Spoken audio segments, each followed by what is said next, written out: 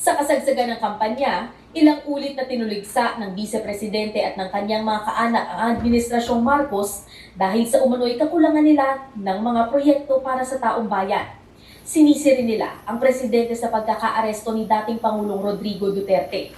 Naging lamat din sa relasyon ng mga Marcos at Duterte ang impeachment laban sa pangalawang Pangulo. Yung impeachment, nasa Senado na yan. Pabayaan natin sila, may proseso yan.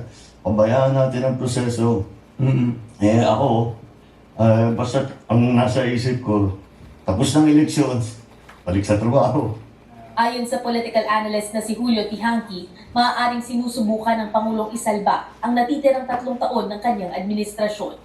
It's surprising, no? But it's again, no, typical of this Marcos, no? This President Marcos. Even during the campaign and previously, he's not the confrontational type. It does